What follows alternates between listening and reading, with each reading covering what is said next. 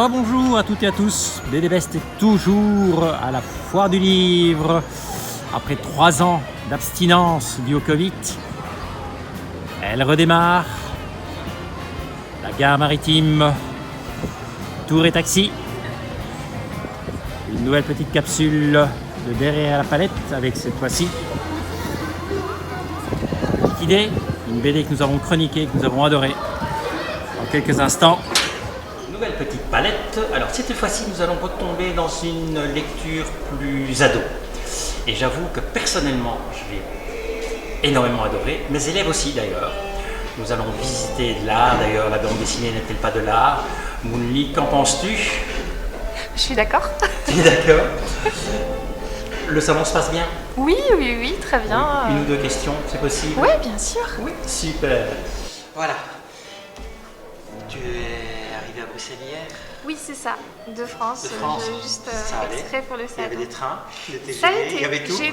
Sans trop de casse, ça a été. Sans trop de casse. T'étais déjà venu à Bruxelles?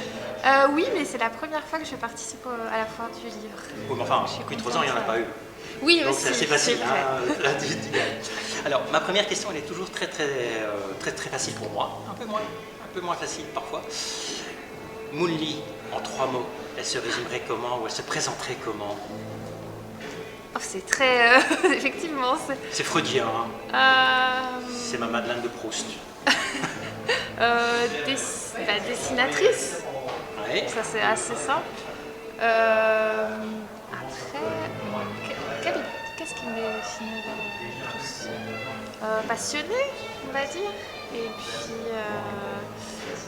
qu'est-ce qui pourrait être une bonne... et bande dessinée, même si ça fait 2 mots de plus. Mais...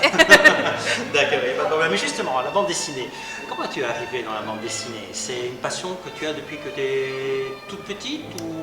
Moi, ça date d'il y a longtemps. Ouais. Je suis née à côté d'Angoulême. J'ai des parents qui sont très BD-philes, donc j'ai toujours baigné là-dedans.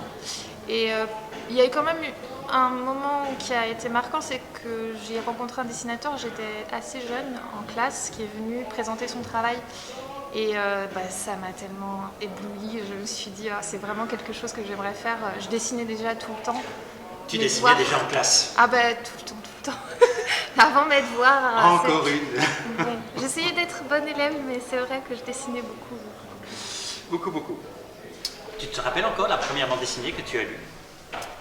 Oui, alors la première, je ne suis pas sûre à 100%, mais en tout cas, il y en a une qui m'avait vraiment marquée et je me souviens de ne pas savoir lire et de l'avoir lue juste par les images et j'avais trouvé ça formidable parce qu'à l'époque, sans les images, je n'aurais pas été capable de lire le livre, donc j'étais toute petite. Et c'est ça qui, je pense, a fait que j'avais vraiment envie de travailler autour de ce médium-là. Voilà. Pouvoir m'adresser même à ceux qui ne savent pas lire, éventuellement. Ça me plaisait. Y a-t-il des auteurs qui t'ont marqué, qui t'ont influencé? Alors, on me pose parfois cette question. En fait, il y en a plein. Il y en a Oui. énormément. Moi, j'ai fait des études de bande dessinée donc à Angoulême bien longtemps après. Et j'ai travaillé surtout autour du travail de Nicolas de Crécy, qui n'a pas forcément grand chose à voir avec le style que moi j'ai en dessin, mais j'adore son travail et puis j'ai travaillé donc plusieurs années autour de ça, donc c'est un auteur que j'adore. Et puis après il y en a tellement, j'essaie d'avoir un mélange de tout ce que j'aime dans la bande dessinée, dans le manga aussi. Dans le comics et de piocher un peu partout. Mais voilà, j'espère que les livres que je fais en tout cas ont la même sensibilité que ceux que je lisais moi étant petite. J'espère que j'arrive à rendre ça en tout cas.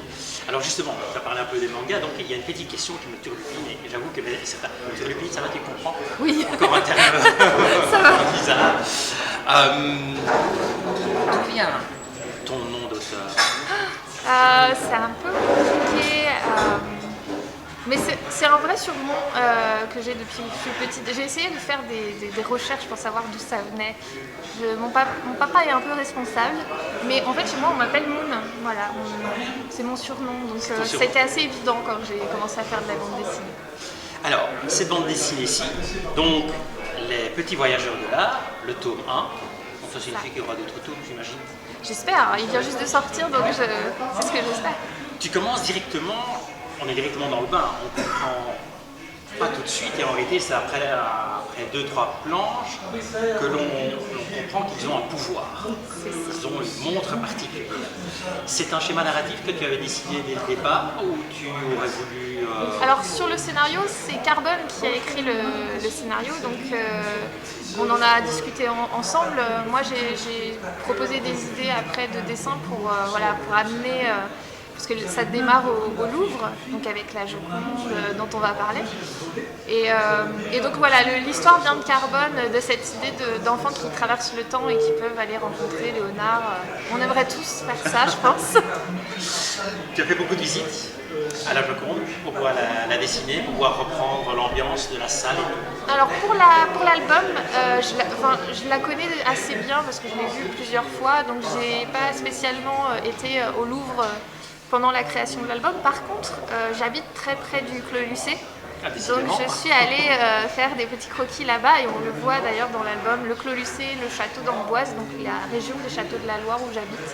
Donc voilà, ça a été surtout des chemins vers le Clos Lucé que j'ai fait. Alors justement, par rapport à Carbone, est-ce que es-tu intervenu dans l'écriture du scénario pour lui dire écoute, j'aimerais bien dessiner ça, ou pourrais-tu de temps en temps transformer ton scénario pour que ça passe par là, parce que voilà, c'est un peu mon dada. Alors on s'est super bien entendu avec Carbone et elle a un scénario qui est déjà très imagé, donc en fait tout a coulé à cette source. Après c'est vrai que je pouvais de temps en temps faire des petites compositions et je savais que voilà, j'avais une oreille attentive. Donc, voilà. Alors, d'où te vient l'inspiration pour les traits des deux personnages? Des cousins, des nièces, t'es allé chercher dans la famille? Je pense que oui, effectivement, il y a des inspirations. Ça m'arrive parfois de prendre inspiration sans le vouloir sur des gens de mon entourage et je m'en rends compte après. Après, je voulais que globalement les enfants qui lisent l'album puissent s'identifier un maximum aux deux enfants. Donc voilà, j'ai essayé de mettre un peu de ma personnalité aussi dedans. Serais-tu plus l'un ou l'autre?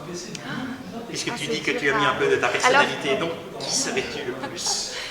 Je pense qu'on en met dans tous les personnages parce que c'est un peu... Parfois, les gens me demandent quel est mon personnage préféré et c'est difficile de répondre. C'est un peu comme si on demandait à des parents quel est votre enfant préféré. C'est un peu difficile de répondre. Celui qu'on ne va pas jeter. Ouais. Donc je les aime tous, même les vilains. Il n'y a pas trop de vilains dans cette histoire-là, mais même Léonard, il est extrêmement intéressant à dessiner avec sa grande barbe. La Joconde, elle est marrante aussi. Donc tout est plaisant à dessiner. On met un peu de nous dans chaque personnage. Alors tu parles justement de Léonard et de la Joconde. Tu es dessinatrice. On l'a senti tout à l'heure. Si tu avais pu le rencontrer, quelle aurait été la question que tu lui aurais posée, toi? J'en aurais eu tellement. Non, je pense que... Pas droit à une. C'est tout, pas deux. Je sais. C'est une bonne question. J'aurais peut-être pas posé de questions, je lui aurais demandé de me montrer surtout. Je pense que j'aurais aimé être élève dans son atelier, ça m'aurait beaucoup. Être élève dans son atelier. Le voir à l'œuvre en fait, ça m'aurait beaucoup. Voilà. L'histoire est assez jeune, c'est clair. Et comme pas mal de bandes dessinées aujourd'hui, à partir du moment où on s'adresse à un public jeune et ado, on rajoute un cahier pédagogique. C'était une idée qui était dès le départ prévue entre toi et Carbone? Oui. Vous l'avez réalisé à deux? Vous l'avez fait comment ce petit dossier? On y a réfléchi tout au long de l'album et en fait on avait envie de donner un côté un peu ludique. C'est pour ça qu'il y a un petit quiz, il y a des petites choses qui se prolongent. Ça se prolonge d'ailleurs sur le site internet de la maison d'édition parce qu'il y a d'autres petites choses à télécharger. Et on a voulu inclure, alors moi j'ai fait des petits dessins pour illustrer notamment le parcours de Léonard puisqu'on le voit au Clos Lucé assez vieux déjà dans son parcours et pour raconter un petit peu ce qu'il a fait d'autre avant. Et puis on a ajouté des petites recherches graphiques parce qu'on avait envie, moi comme j'ai fait beaucoup de dessins du coup au Clos Lucé et puis les dessins des personnages, je me suis amusée à faire les costumes. On voulait l'inclure aussi dans la BD que les enfants puissent découvrir un peu les coulisses en fait. Alors justement, tu parles des costumes, tu parles des décors. Tu as fait...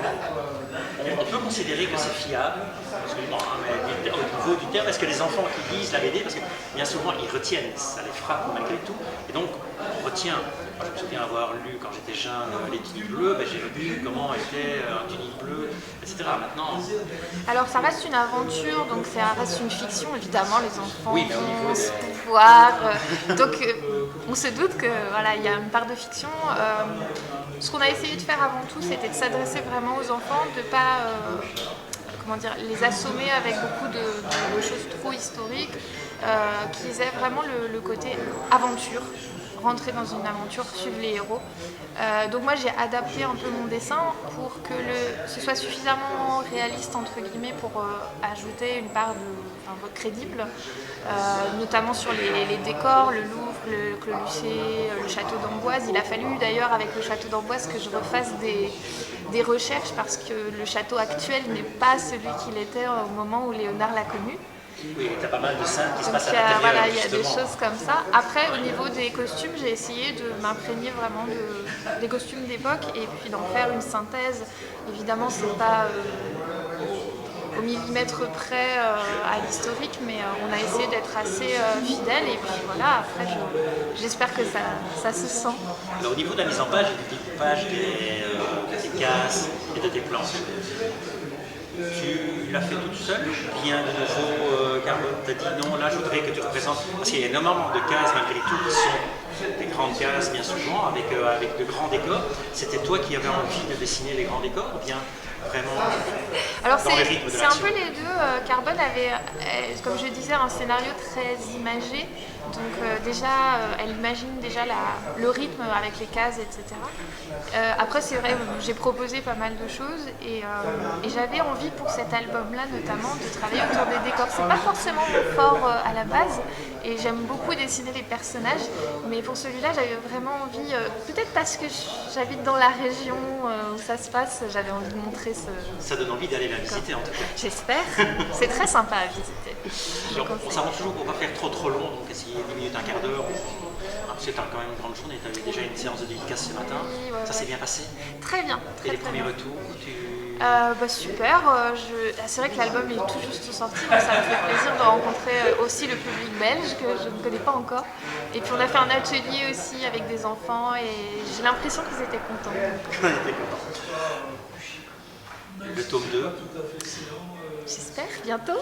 Ah, Peut-être. on n'est pas déjà en train de travailler dessus, tu n'as pas... Pour l'instant, pas encore, mais Et tu es sur un autre projet? Je suis sur d'autres projets, oui. C'est en savoir encore en un petit cours, peu. mais ça arrivera, je pense, bientôt en 2024, je pense. Voilà, Une faut me BD laisser de un peu nouveau? de temps. Oui, deux autres BD. Dans le même genre ou avec... Dans un genre un petit peu différent, voilà. Actuel, historique? Il y a un peu d'historique, ouais, Il y a un peu pour, d'historique. pour un des deux. Voilà. Mais écoute, un tout grand merci en tout cas de nous avoir consacré ce petit quart d'heure déjà. Merci. C'est quand même phénoménal. Mais tu vois que tu sais le faire en un quart d'heure, il n'y a pas de problème. Donc, mais pour le reste, écoute, tu as encore une séance cet après-midi, je pense. Non, là, ouais, je reviens demain et dimanche. Et dimanche. Voilà, j'ai pas mal Voilà, de écoute, un grand merci en tout cas de nous avoir consacré ça. Maintenant, tu vas visiter, j'imagine. Oui, un je peu vais la faire foire. un petit peu le tour aussi. Un petit peu le tour. Merci. Ben, les autres, vous connaissez le principe évidemment. Moi, je sais déjà qui est la prochaine. Ça sera une double capsule. On va recevoir 2 personnes. On va rester plus ou moins dans le même univers éditorial. Je vous en dis pas plus, mais c'est également les gâteaux. Une idée? Non? Ben, ça tombe bien, parce que comme ça, vous allez pouvoir chercher. Et bon appétit si jamais vous passez à table, sinon bon travail. Et donc je vous rappelle, la foire du livre jusqu'à dimanche. Profitez-en, ce soir il y a une nocturne jusqu'à 22h je pense, vendredi. Donc c'est vraiment l'occasion de rencontrer un peu tout le monde. Vous voyez, terriblement accessible, hein. Aucun problème. Donc Mouni, un tout grand merci en tout cas. Merci à je vous. souhaite un bon salon. Bah, vous aussi. Continuation en tout cas. Au revoir. Au revoir. Au revoir. Voilà. Bon, du coup, je vous lave la tente.